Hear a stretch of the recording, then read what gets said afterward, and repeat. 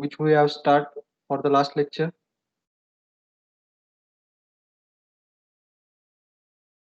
So this is the problem. That problem we have start last lecture.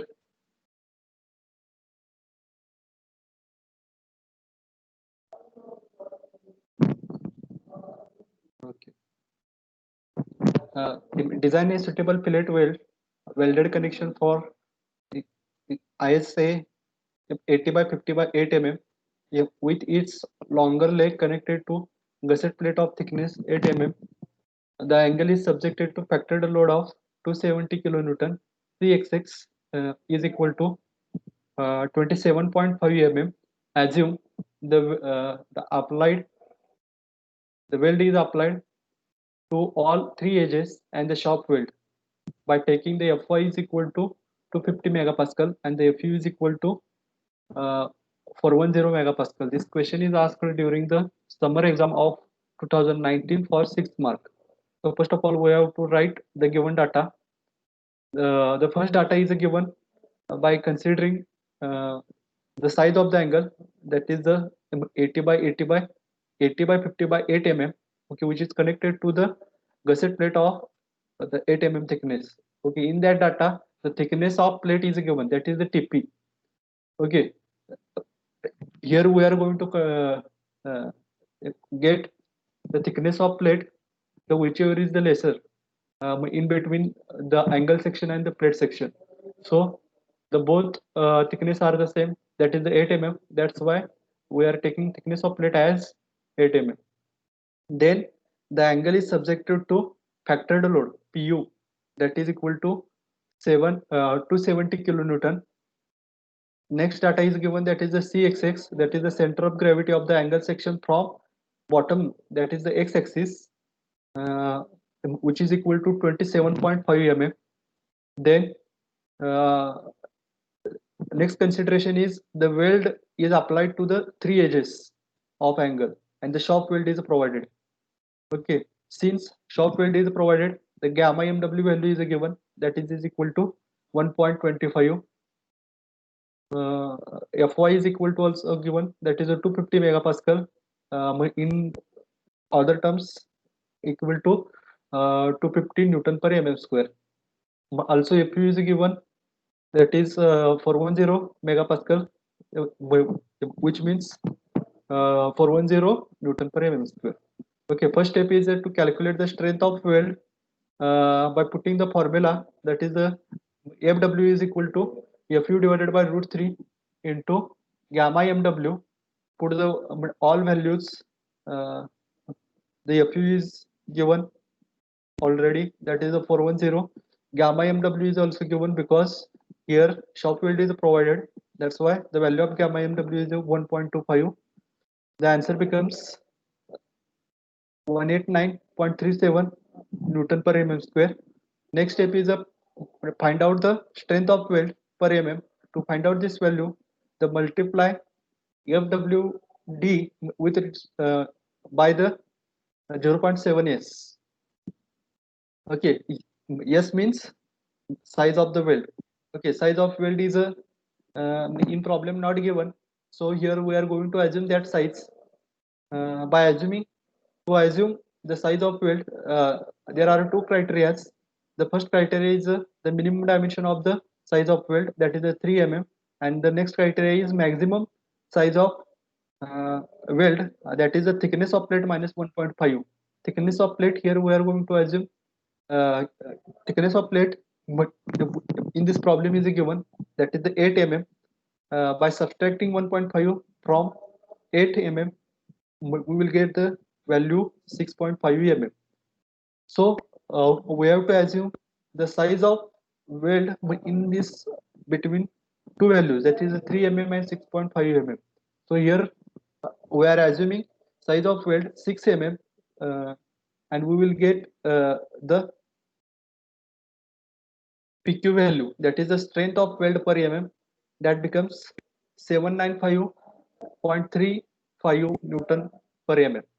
Last step is the find out the effective length of weld, which will calculated by dividing PQ to the by the PQ value, that is PU is given, 270 kilonewton, and the PQ value is obtained in previous step, that is the 795.35. We will get the answer 339.47 mm. But we are going to round out this value, and we will get the effective length of weld in form of 340 mm. Okay, up to this point, all of you getting what we are calculating here? इथपर्यंत सगळ्यांना समजलंय का? म्हणजे आपल्याला पुढे जायला बरं. Yes, sir. Okay. Last 10 minutes we are trying to understand how to taking the movement of the angle section. Okay, to find out the how to provide the length. Okay, in this problem we have mentioned that the weld is provided in 3 direction.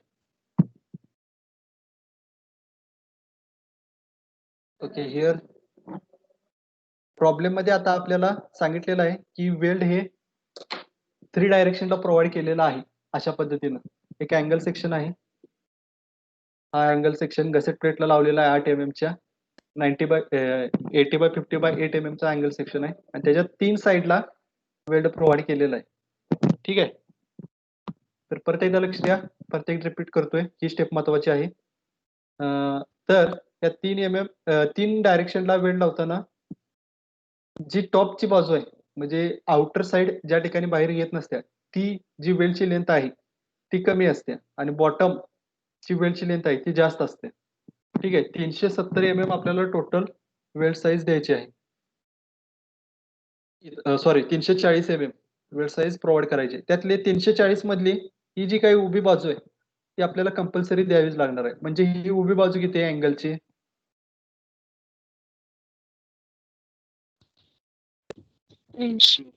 80 mm हे compulsory द्यावंच लागतं. मग राहिले किती? तर 260 mm आपल्याला provide करायचे राहिले. त्या 260 मधलं किती द्यायचंय? तर इथे x1 ही व्हॅल्यू आपल्याला माहित नाही. आता हे असं कमी जास्त का होतंय? कारण प्लेट चा सेंटर ऑफ ग्रॅव्हिटी बरोबर प्लेटच्या सेंटरलाच असतोय, पण अँगलचा सेंटर ऑफ ग्रॅव्हिटी हा लॉंगर एजच्या नियर जरा जवळ डाऊन साइडला शिफ्ट झालेला असतोय, म्हणजे बरोबर हाईटच्या निम्म्यावरती नसतोय. लक्षात, अँगलचा सेक्शन म्हणतात. त्यामुळे ह्या ज्या काही लांबी आहेत ते कमी जास्त होत असते. Okay, now to find out that value x1 and the x2 value, we are going to taking the movement at the bottom. First of all, suppose we are applying the ultimate force on the angle, that is the 270 kilonewton. 270 kilonewton आपण angle plate वरती apply केलाय असं consider करा.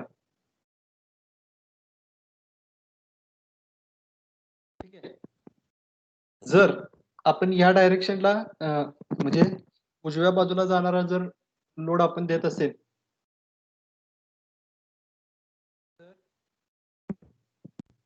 न्यूटनच्या नियमानुसार त्याला oppose करणारे दुसरे कोणतरी असणार आहेत, कारण ही बॉडी तुम्हाला इक्विलिब्रियम मध्ये ठेवायची आहे. तर कोण कोण असणार? तर जे वेल्ड ज्या साइडला आपण वेल्ड प्रोव्हाइड केलंय ते म्हणजे काय, तर वेल्डची बॉटम साइड, म्हणजे अँगलच्या बॉटम साइडला आपण वेल्ड प्रोव्हाइड केलाय, म्हणताना तिथूनही त्याला रिस्पॉन्स मिळणार, म्हणजे ते काय करणार, त्याला प्रतिक्रिया द्यायला चालू करणार. Okay, to PQ value the weld provided at the bottom will oppose to resist the ultimate load, that is the 270 kilonewton. हा बॉटमचा सुद्धा वेल्ड आहे, तो त्याला अपोज करणार. आता आणि कुठला वेल्ड त्याला अपोज करणार, तर x1 साइडला दिलेला वेल्ड एक अपोज करणार.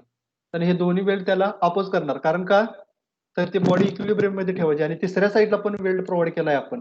म्हणजे हे तिन्ही साइडचे डायरेक्शनचे वेल्ड आहे त्या PU ला, म्हणजे जो काही 270 आपण किलोन्यूटन 270 किलोन्यूटन फोर्स अप्लाय केलाय, तर त्याला पुढे जाऊ देणार नाही, जागच्या जागी ती बॉडी ठेवणार.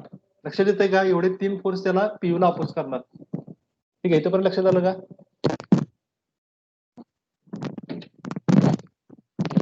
हो, yes sir.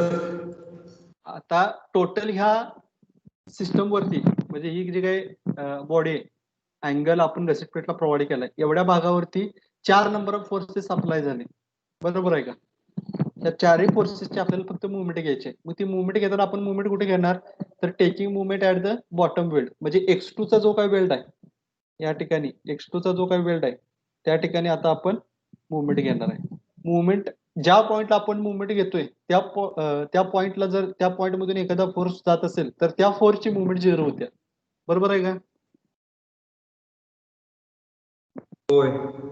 Okay. By applying the equilibrium condition तिसरी, थर्ड नंबरची इक्विलिब्रियम कंडिशन म्हणजे वापरायची. Summation of movement at bottom is equal to 0. म्हणजेच काय, तर clockwise forces are equal to anticlockwise forces. ठीक आहे, clockwise forces are equal to anticlockwise forces. मग क्लॉकवाईज फोर्सेस कोण आहेत, तर हा पीयू. पीयू काय करायला लागलाय, या बॉटम पासून क्लॉकवाईज डायरेक्शनला फिरायला लागलाय. लक्षात येते ना?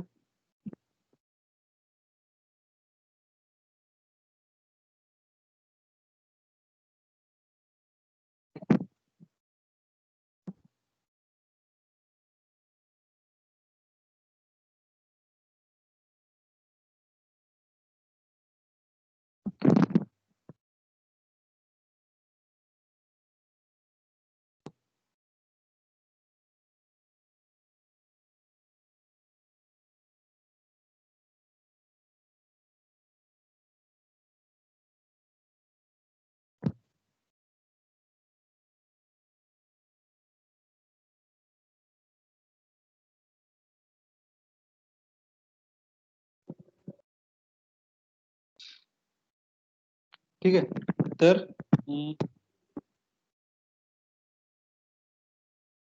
बॉटम साइडचा जर आपण भागावरती, या भागावरती आपण मुवमेंट घ्यायला लागलो, ठीक आहे, पीयू अप्लाय झाला. ठीक आहे, पीयू हा बॉटम पासून क्लॉकवाईज डायरेक्शनला फिरतोय. लक्षात येते का? क्लॉकवाईज डायरेक्शनला फिरणार, म्हणताना ही मुवमेंट झाली क्लॉकवाईज. आता आपल्याकडे टोटल फोर्सेस आहेत 3. आलं लक्षात? कारण का, बॉटमचा फोर्स निघून गेलाय, पीयूचा फक्त विचार करायचा, हा क्लॉकवाईज आहे. आणि हे राहिलेले 2 फोर्सेस आहेत, म्हणजे ह्या उभ्या भागावरती जो फोर्स लागलाय तो काय आहे, अँटी क्लॉकवाईज आहे. आणि टॉपच्या x1 च्या जागेला जो फोर्स लागलाय हा सुद्धा अँटी क्लॉकवाईज आहे. आणि हे दोन्ही फोर्स अँटी क्लॉकवाईज आहेत. लक्षात येते का, हे दोन्ही फोर्स अँटी क्लॉकवाईज असणार, बरोबर आहे ना?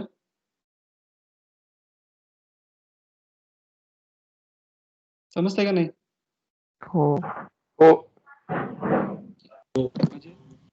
क्लॉकवाईज मध्ये झाला पीयू इंटू हे काय CX डिस्टन्स आहे ते एक आपल्याला मल्टिप्लाय करायला लागणार.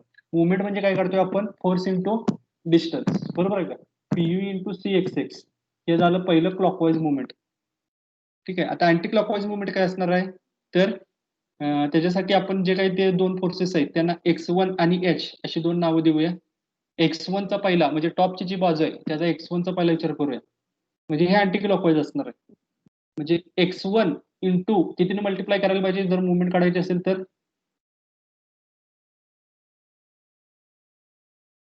x1 इंटू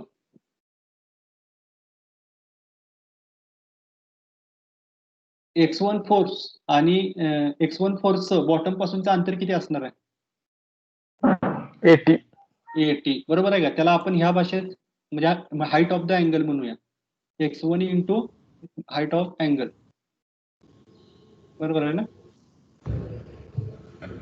ओके, त्याच्यामध्ये आता ह्याच्यामध्येच प्लस दुसरं काय ऍड होणार, h म्हणजे टोटल हाईट वरती जी काय म्हणजे फोर्स अप्लाय व्हायला लागलाय. आता त्याच्यामध्ये ऍड काय होणार, प्लस काय होणार,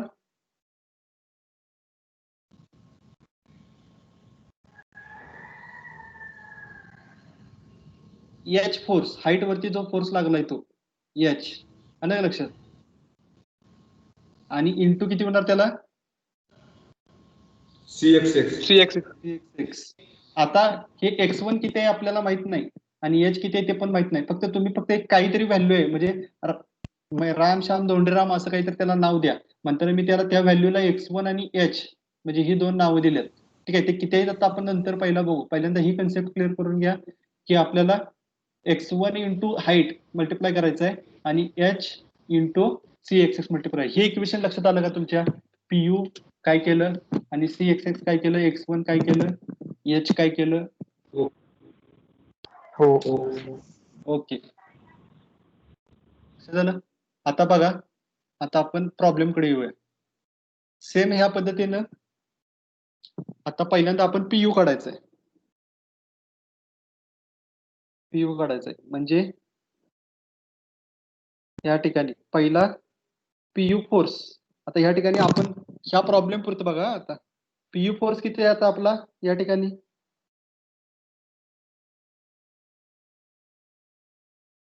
270 किलोन्यूटन. 270. मग आपल्याला काय करायला पाहिजे? तर आता मी फक्त फोर्सेस काढतो, म्हणजे ही बॉटम साइड आहे असं पकडा आणि हा पीयू फोर्स 270 बरोबर आहे. हे 270 इंटू हे डिस्टन्स किती असणार आहे? एवढी प्लेट जर असेल, हा अँगल किती असणार आहे? 270 इंटू किती करायला लागणार? 40. 40 नाही करायला लागणार. 27.5.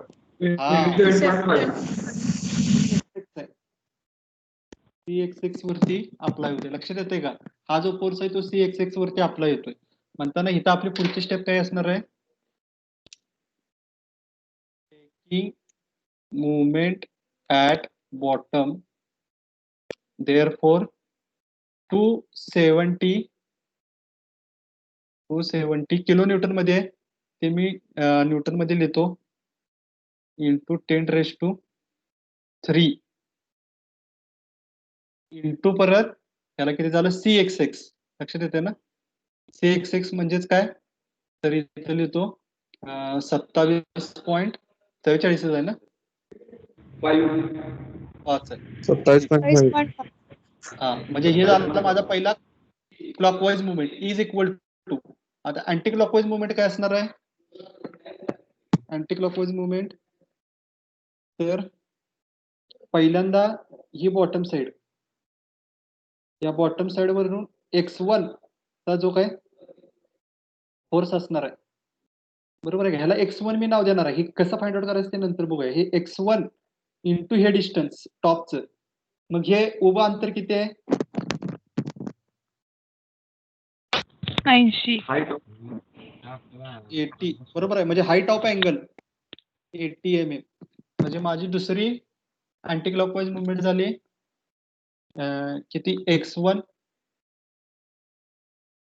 टू हाईट ऑफ अँगल म्हणजे किती? डायरेक्टली लिहितो 80 प्लस ह्याच्यामध्ये तिसऱ्या साईडला पण माझं वेल्ड आहे. वेल्ड माझं तिसऱ्या साईडला पण आहे. म्हणताना आता इथं काय होणार आहे? टोटल एवढी जर प्लेट असेल माझी, अशी जर प्लेट असेल तर ह्या प्लेटच्या बरोबर इथं माझा H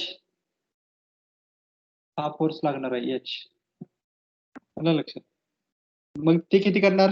H इंटू 27.5. लक्षात येते ना?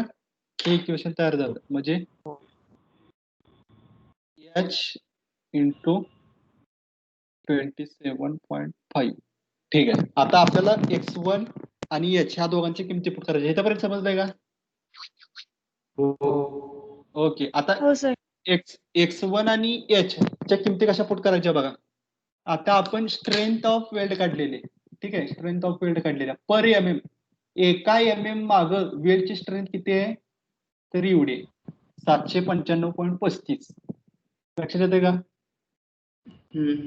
हा, मग आता पहिल्यांदा हो, H च सांगतो. आता H च सांगतो. मग H या फोर्स वरती, म्हणजे इथं जर फोर्स काढायचा असेल H साठी, तर ते कसं असणार? तर मी तुम्हाला सांगतो. H चा फोर्स किती असणार? तर एका mm मागे किती आहे? तर 795.35. मग असा हा H आपला किती mm अंतरावरती पसरला आहे?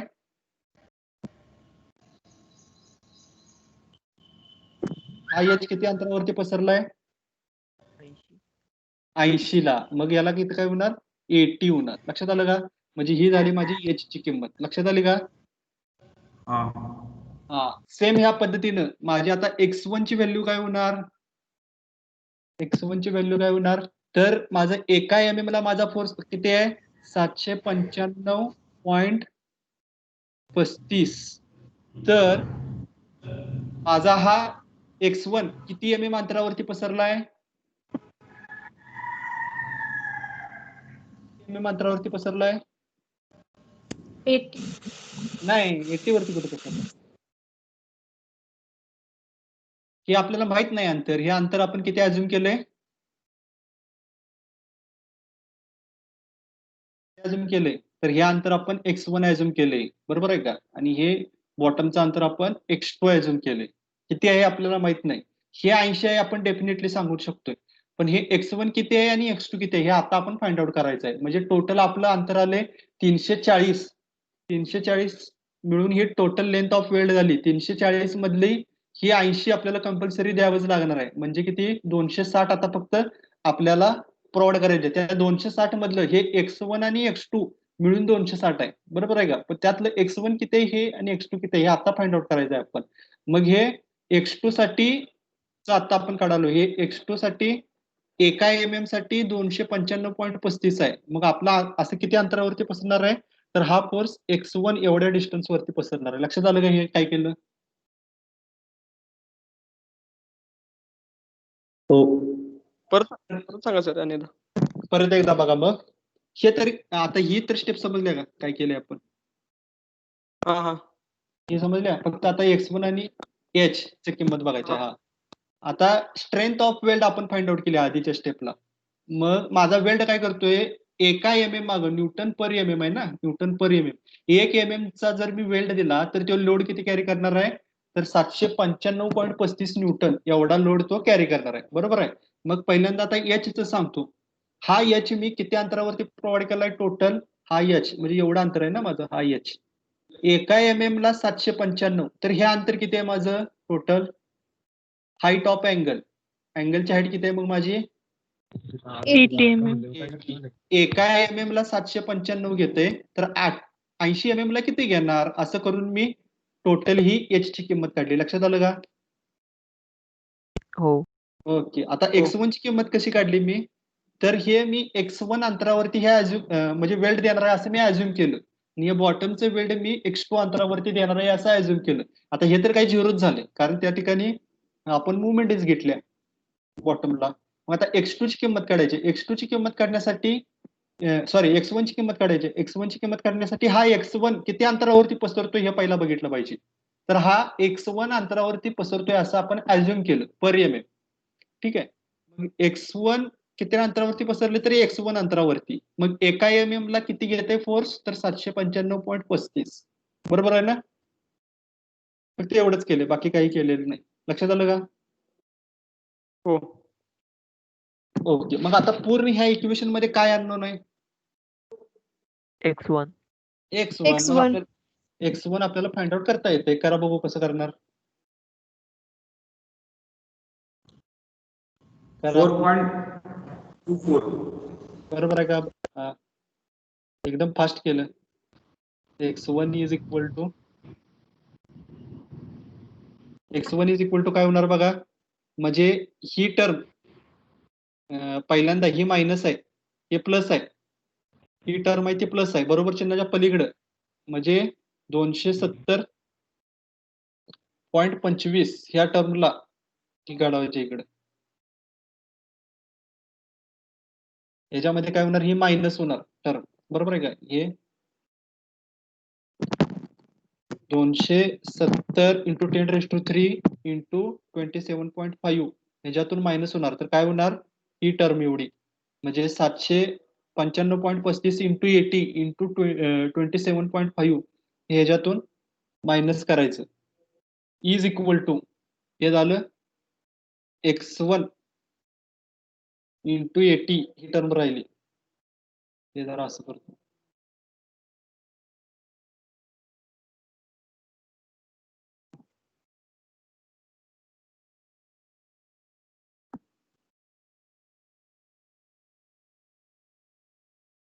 ठीक आहे. इथलं 1 कन्सिडर करू नका.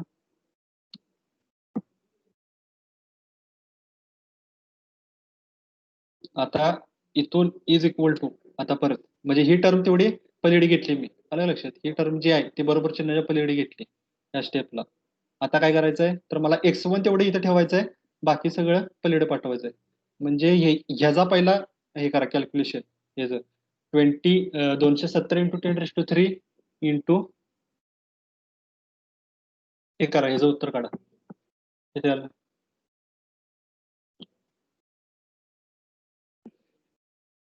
किती आलं? 5.67 into 74 10. 25 इंटू 10⁻³ 270 इंटू 10⁻³ इंटू 27.5 करायचं. किती आलं? 74 25 इंटू 10⁻³ नाही नाही, चुकते बघा काय तर. परत एकदा बघा. 7.4 8.4 काय पुढे काय?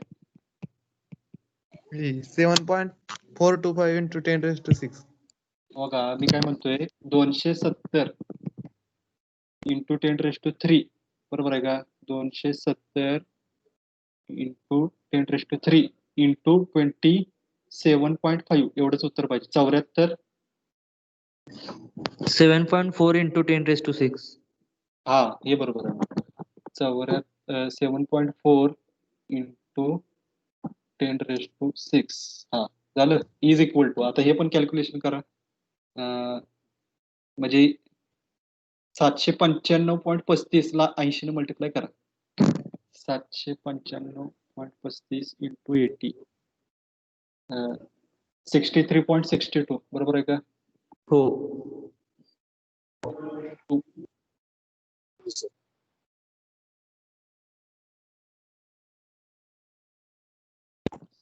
63.62 इंटू 10⁻³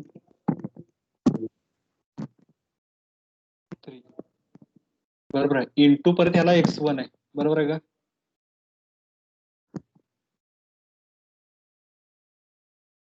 हे बरोबर आहे का? लक्षात आलं का?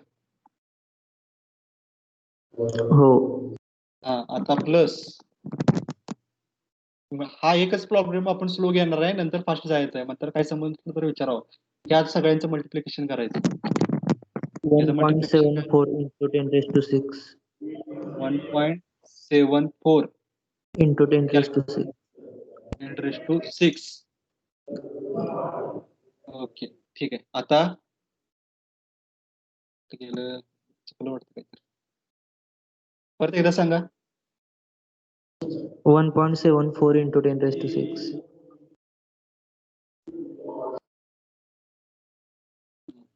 हा आता ही टर्म जी आहे 1.74 ही प्लस आहे, हे बरोबर चिन्हाच्या पलीकडे जाणार म्हणजे मायनस होणार. म्हणजे काय होणार? 7.4 इंटू 10⁻³ मायनस 1.74 इंटू 10⁻⁶ या दोघांचा वजाबाकी होणार आणि इक्वल टू हे म्हणजे ही जी टर्म आहे ती आहे अशी राहणार. बरोबर आहे. ह्या दोघांची वजाबाकी करा आता. 7.4 आणि minus 1.73 into 10⁻⁶. मायनस नाही होत, कारण हे 7.4 प्लस मध्ये आहे आणि हे मायनस मध्ये. मायनस कसं होत? 7.4 इंटू 10⁻⁶ म्हणजे 7.4 वजा 1 होय की 7.4 वजा 1.74 एवढंच करायचं. 5.68 into 10⁻⁶. into 10⁻⁶. मायनस मध्ये येत नाही ना उत्तर? नाही. सर 5.66 येते.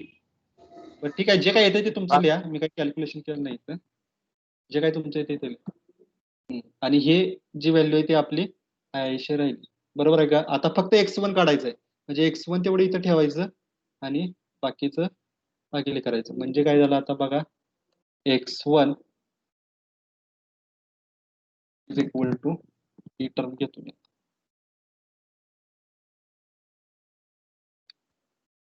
x1 इज इक्वल टू काय झालं? 5.68 इंटू 10⁻⁶ डिवायडेड बाय 63.62 इंटू 10⁻³ किती आलं बघा?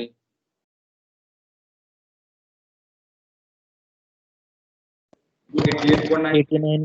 89.28. 88.96. 88.96 into 10 raised to 6. 90 का असेल ऑर्डर. 88.96.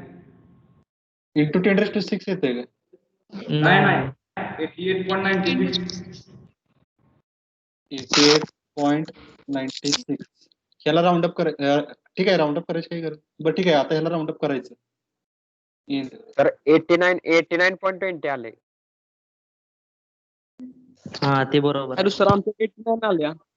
जे काय येते ते हो का, जे काय येते ते घ्या. ह्याला शेवटी आपण राऊंड अपच करणार आहे. म्हणजे ह्याला किती करणार आहे आता आपण? किती म्हणायचं ह्याला? 89.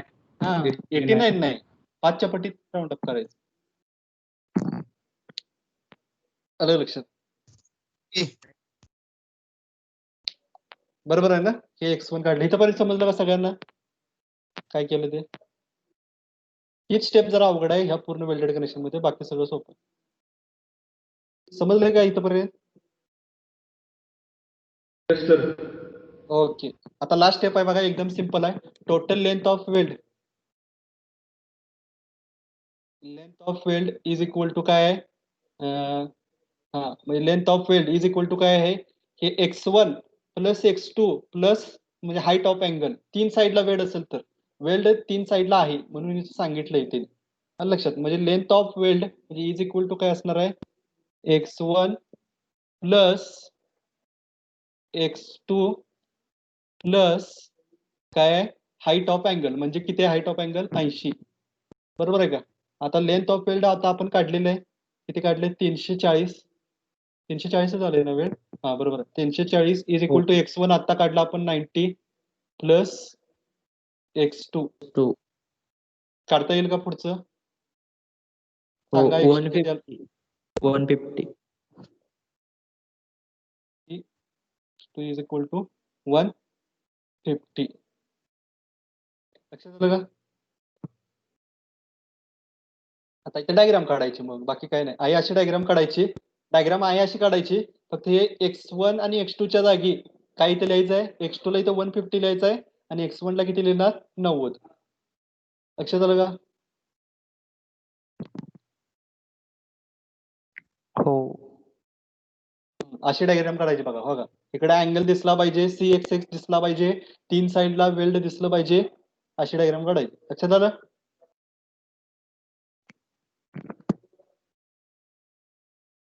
समजलंय का?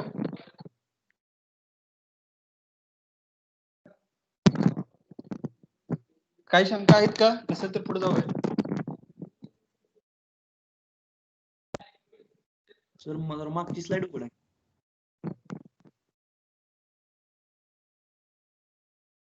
हे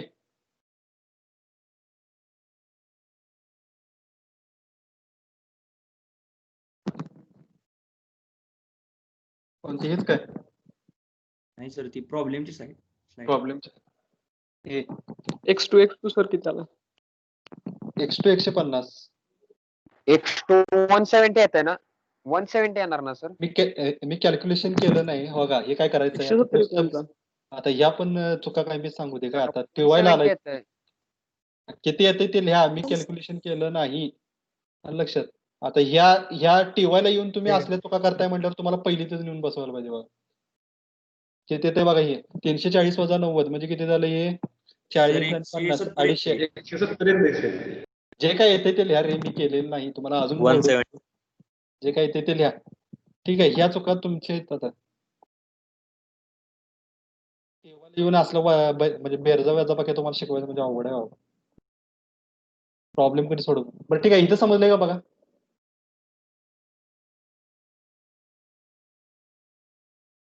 काय अडचण आहे का एवढ्यात? हो. काय अडचण आहे? नाही. नाही ना? ओके ठीक आहे. पुढचा प्रॉब्लेम घ्या. जरा फास्ट मध्ये घ्यायचा आहे आता. ओके समजलंय आता. फिलेट वेल्ड सेम प्रॉब्लेम आहे.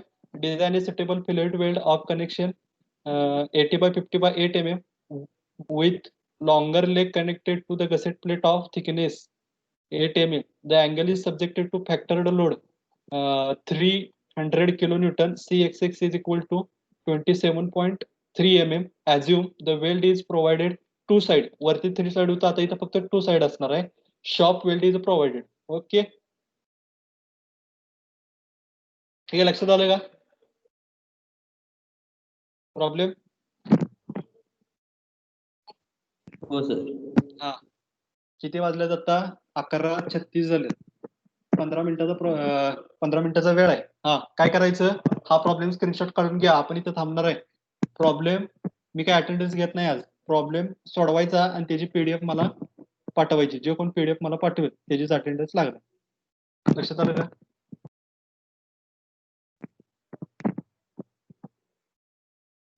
Okay sir. ओके. थांबूया का मग?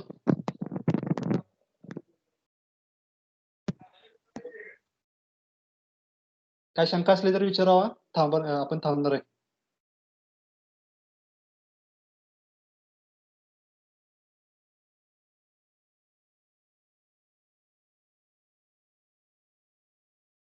अरे काहीतरी रिप्लाय द्या का बंद करू डायरेक्ट?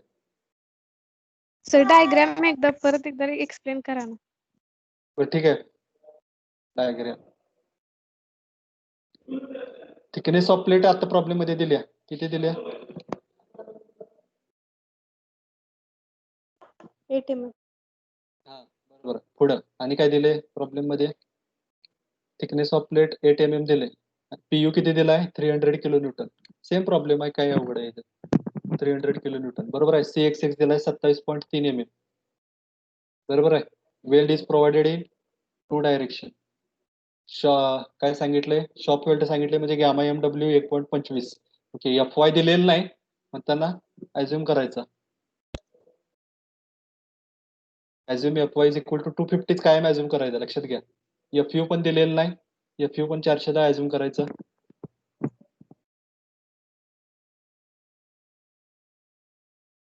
ठीक आहे. पहिल्यांदा स्ट्रेंथ ऑफ वेल्ड काढायचं. हे तर उत्तर तुमचं तेच तेवढंच राहणार आहे. 410 आणि हे 889.37 म्हणजे स्ट्रेंथ ऑफ वेल्ड काढायचं. म्हणजे आलेल्या उत्तराला 0.7s न मल्टिप्लाय करायचं.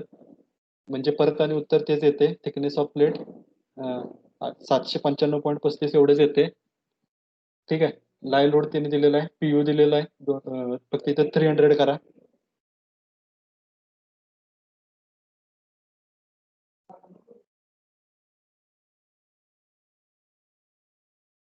into 10⁻³ डिवायडेड बाय ह्याचं उत्तर किती येते?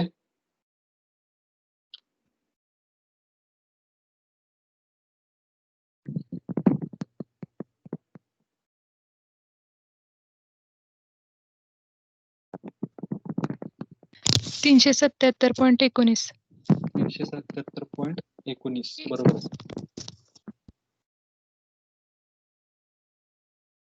समजत नसलं तर विचारावं बरं का. अटेंडन्स पेक्षा तुम्हाला समजणं महत्वाचं आहे. उगाच अटेंडन्स साठी करू नका. राऊंड अप करा याला. किती झालं? 380.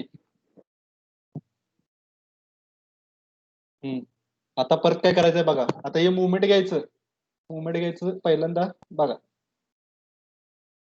टेकिंग मुवमेंट ऍट बॉटमला मुवमेंट घ्यायची. बॉटमला मुवमेंट घेतली म्हणजे पहिला काय येणार? PU पहिला फोर्स. आता इथं काढून सांगतो तुम्हाला डायग्राम काढून.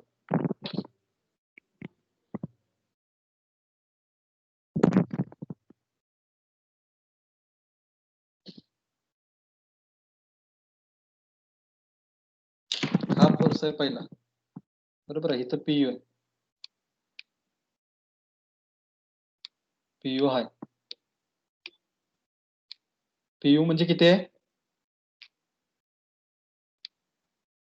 300. 300 इंटू हे डिस्टन्स. हे डिस्टन्स किती आहे आपलं? CXX. लक्षात घ्या. आलं लक्षात? CXX. PU इंटू CXX म्हणजे किती झालं हे? 300 इंटू 10⁻³ CXX दिलाय 27.3. ठीक आहे. हे कळलं का? हो सर.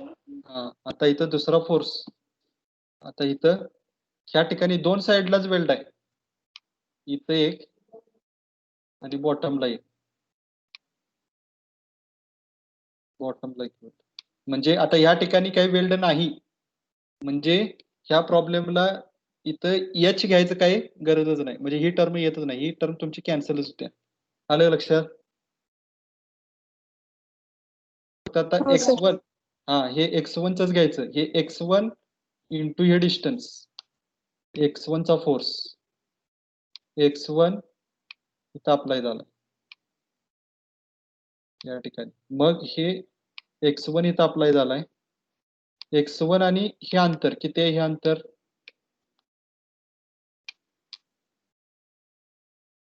80. म्हणजे किती झालं? x1 into 80. बरोबर आहे. ह्या दोघांचं मल्टिप्लिकेशन करा.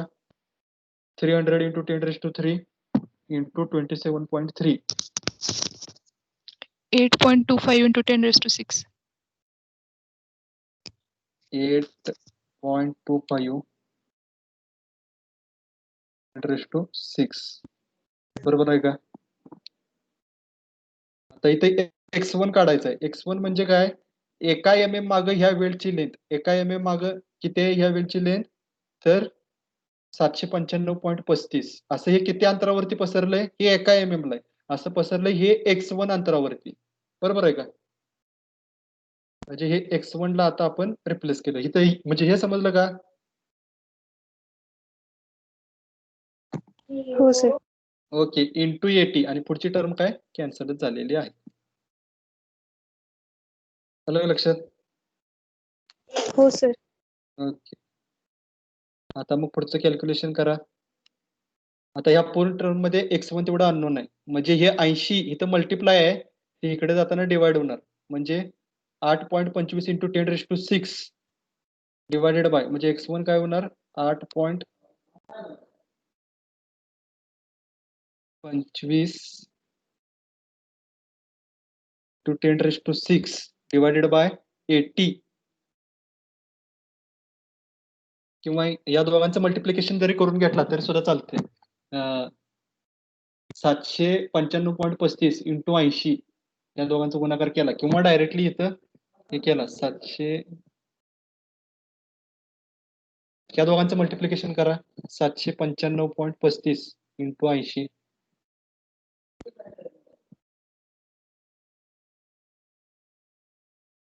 किती आलं?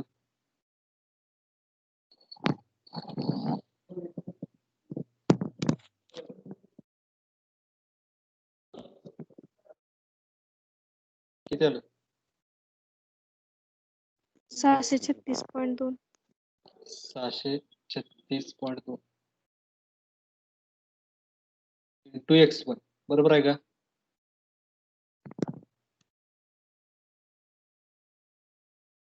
बरोबर आहे ना? हो सर. आता हे याला डिवाइड करायचं. 8.25 ला 636.2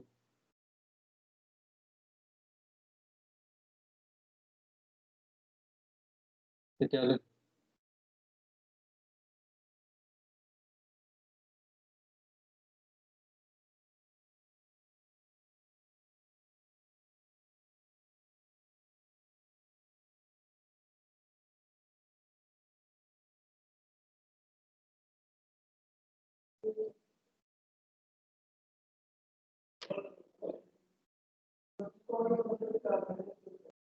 किती आलं?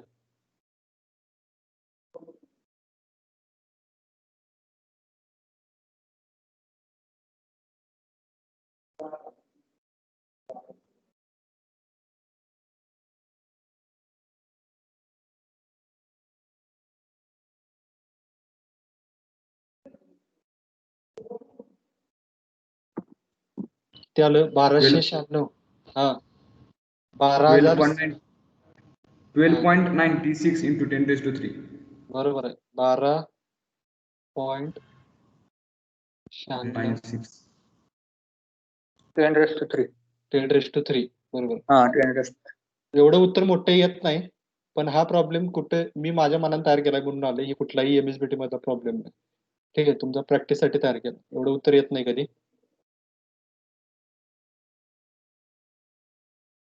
ठीक आहे, हे राऊंड अप करायचं. किती केल्या? 1300 इंटू 10⁻6 करूया. सॉरी 10⁻³ ना. 10⁻³ म्हणजे हे किती झालं? 1300 mm. 13,000 mm एवढं करूया. सर इथे 63.62 into 10⁻³ येते. इथं हा सर. माझ्या माहितीत येणार नाही तेवढंच हे बरोबर आहे. माझ्या पण माहितीत बरोबर आहे. बघा काय करायचं माहिती आहे का 795.35 इंटू 80 ही टर्म आहे ती आत मल्टिप्लाय केली लक्षात आणि एक्स पण शिल्लक राहिलं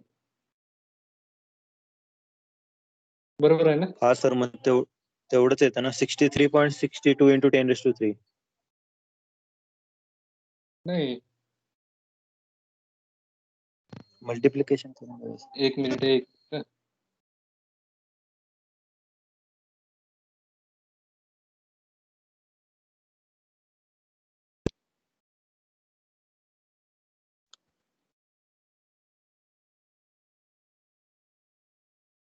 795.35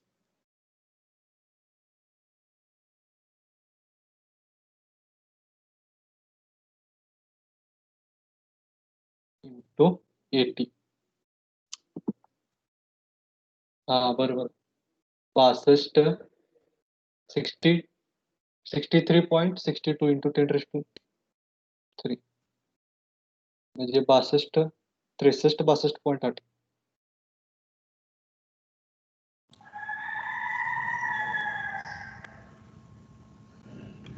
बरोबर.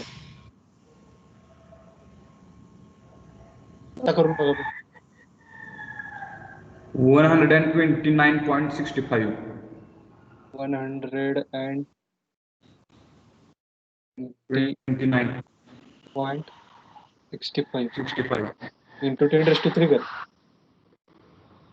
नाही एवढं नाही 10⁻³ नाही येत. म्हणजे राऊंडअपच होतंय ना इंटू 10⁻³ वगैरे काही येत नाही. नाही सर एवढंच येते 129.65. मग बरोबर आलं मग हे राऊंड अप करणार आपण 130 ला राऊंड अप करणार आलं लक्षात. हो. आता टोटल लेंथ आपली आली आहे किती 380 L is equal to x1 plus x2 आणि ही तर 80 होणार नाही म्हणते आलं लक्षात. म्हणजे टोटल लेंथ आली आपली 380 x1 आलं आपलं किती आलं 130 x2 ऍज इट इज ठेवलं हे काय नाही मग हे किती झालं 380 वजा 130 x2 आलं किती आलं 250. बरोबर. जरा कॅल्क्युलेशन व्यवस्थित करत जावा बरं कॅल्क्युलेशनला चुकतंय जरा समजलं का. डायग्राम काढताना कशी होणार अशीच डायग्राम येणार फक्त इथे x1 च्या ऐवजी x1 हे करायचं आणि x1 च्या ऐवजी इथे किती लिहिणार 130 लिहिणार आणि x2 ला 250 लिहिणार बरोबर आलं का.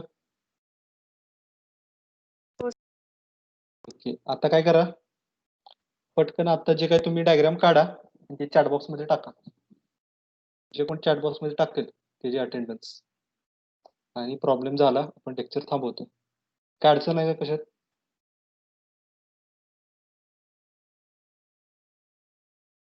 टाका पटकन थांबवायचं आपल्याला लेक्चर. डायग्राम तेवढीच टाकायची बरं का प्रॉब्लेम नाही फक्त डायग्रामचा फोटो चॅट बॉक्स मध्ये टाकायचा.